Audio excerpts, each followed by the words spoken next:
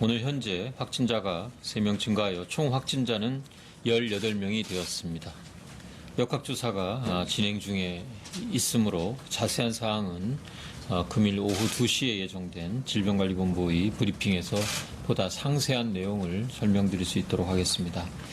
다만 현재 16번째 16번 확진자가 광주의 21세기 병원 3층에서 딸의 간병을 위해서 머물렀었기 때문에 어젯밤 중앙방역대책본부와 중앙사고수습본부 그리고 감염학회의 전문가 등으로 구성된 즉각 대응팀이 현장으로 내려가 광주시와 더불어 병원에 계신 환자들과 직원들에 대한 긴급 조치를 취하고 있는 중입니다. 접촉이 많았던 3층에 있던 환자들은 다른 층으로 옮겨져 현재 병원에서 전원 격리 조치되었고, 위험도가 비교적 낮은 다른 층에 입원했던 환자들은 퇴원 후 증상에 따라 자가격리나 광주 소방학교 생활실의 1인실 등으로 옮겨서 격리될 것입니다. 병원의 직원들도 위험도가 높은 사람들은 모두 자가격리된 상태이며 그 이외의 직원들은 관찰 중에 있습니다. 상세한 사항은 오후 브리핑 때 추가로 설명드리도록 하겠습니다. 지금까지는 신종 코로나 바이러스 감염증에 대한 국내 유입을 최대한 차단하면서 지역 사회로의 전파를 막아내는 데 대책이 집중하고 있습니다.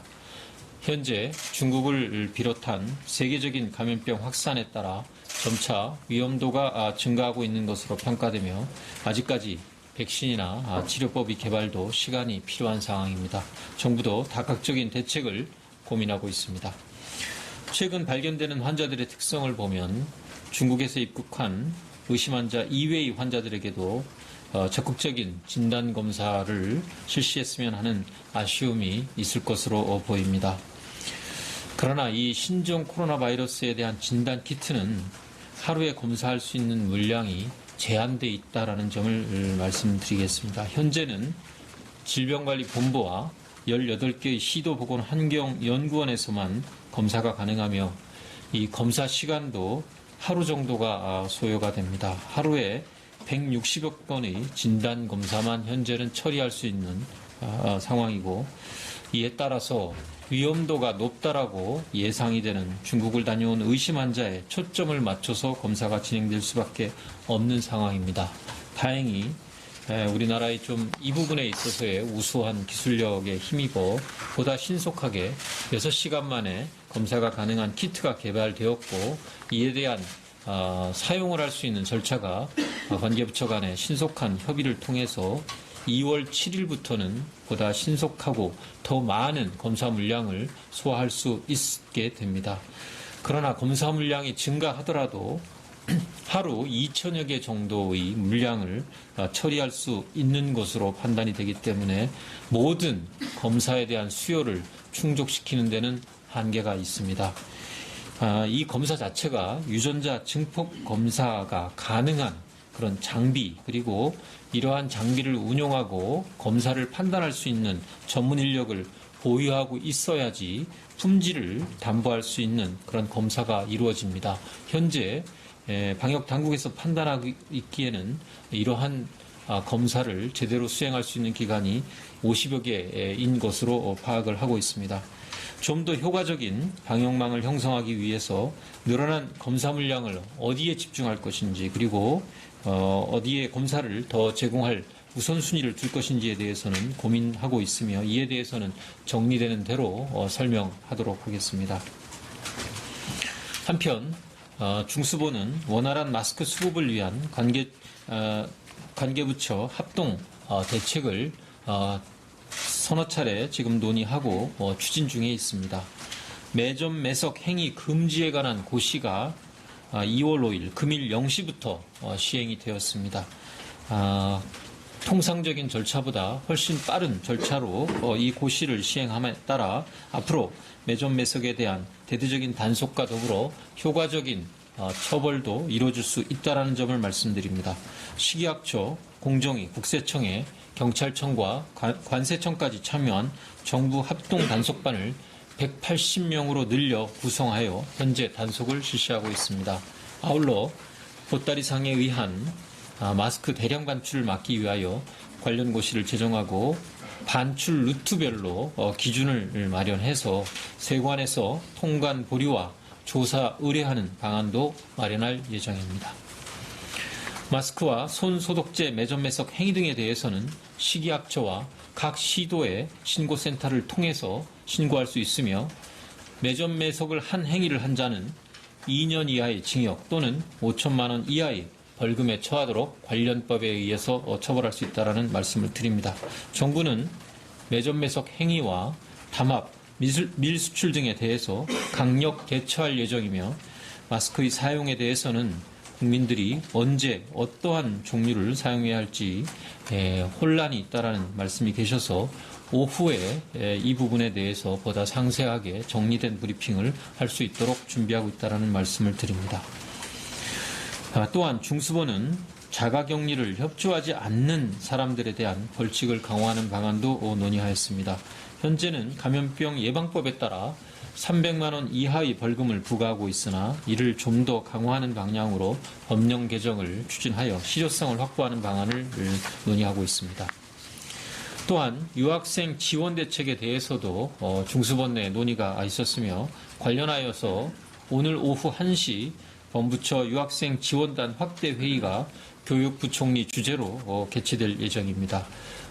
이 회의 이후 15시에 교육부총리와 대학 총장들의 이 관련 대책 방안에 대한 브리핑이 진행될 예정입니다. 어제부터 진행된 중국발 항공기와 항만에 대한 특별 입국 절차는 입국하는 국민들과 내국인들의 협조로 별다른 문제 없이 원활하게 진행되고 있습니다.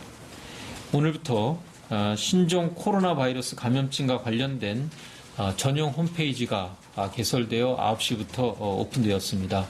관련된 정보를 일관되게 모아서 보실 수 있도록 이 홈페이지를 개설을 했습니다. 관련된 정보를 신속하게 이 홈페이지를 통해서 국민들께서 제공받으실 수 있게 됩니다. 어제 브리핑에서 말씀드린 바 있는 16번 확진자에 대한 정보가 포함된 문서 유출에 대해서는 경찰에 어제 신속하게 수사 의뢰하였고 현재 수사가 개시되어 진행 중에 있다는 말씀을 드립니다. 정부는 신종 코로나 바이러스 감염증의 국내 유입과 확산을 차단하고자 모든 부처가 총력을 다하고 있으며 국민들의 적극적인 협조도 다시 한번 당부드립니다. 개인 행동 수칙, 특히 손 씻기 그리고 옷소매로 가리고 기침하기 등의 예방 수칙을 준수하고 중국 방문 후 감염증이 의심되는 경우에는 의료기관에 직접 방문하시기 전에 질병관리본부의 콜센터 1339나 보건소로 신고해 주시기 바랍니다. 특히 의료기관에 대한 병문안을 자제해 주시고 의료기관도 최소한의 방문만 허용해서 일정한 시간만 면허가 허용되는 등 각별한 노력이 더 요구되는 상황입니다. 이상 브리핑을 마치고 질의응답을 받도록 하겠습니다. 네, 지금부터 질의응답 시간을 가지겠습니다. 배석하신 분들은 단상 위로 올라와 주시기 바랍니다. 그리고 먼저 14시에 종합방역대책본부 브리핑이 예정돼 있으니 관련된 세세한 내용은 그때 질문해 주시기를 부탁드립니다. 질문하실 기자분은 손을 들어주시고 제가 지목하면 소속과 이름을 말씀하신 후 질문해 주시고요. 답변하실 분들도 답변하시기 전에 소속과 이름을 말씀하시고 답변해 주시기 바랍니다. 질문 받도록 하겠습니다. 우선 서울에서 세 분 질문을 세종에서 4분 신청하셔서 우선 세종에서 4분 먼저 받고 서울로 가는 걸로 하겠습니다. 이렇게 순서대로 하는 걸로 하겠습니다. 기자님. 네, 브릿지경제 박명원입니다. 진단검사가 현재까지 가능한 하루 숫자가 160여 건이라고 말씀해 주셨는데 그럼 지금 진단검사를 받지 못하고 대기 중인 국민 수는 몇 명 정도? 네, 현재 저희가 필요하다라고 판단되는 부분에서 대기하시는 분은 없습니다만 현장에서 이제 조금 더 의료진의 판단하에 좀 확대할 수 있도록 하는 이런 사례 정의에 대한 부분이 2월 7일부터 검사 물량의 확대와 더불어 적용이 됩니다. 그래서 뭐 현재로서 뭐 저희 방역 당국이 이 정한 기준에 의해서 필요한 검사가 대기하고 있는 것은 없는 것으로 저희들 파악을 하고 있습니다. 예, 서울신문 이현정입니다. 뭐 지금 현재 일본에서 들어왔던 환자도 있고 태국도 있고 싱가포르까지 생겼는데요. 이 진단검사 물량이 워낙에 좀 부족하고 그다음에 공항에도 그 전용 검역대 설치할 공간이 협소하다고 하다면은 그럼 지금 중국 이외의 지역에서 들어오는 그 감염자들을 좀 막기 위한 방법들은 지금 현재로서는 뾰족한 방법이 없는 상황인 건가요? 예.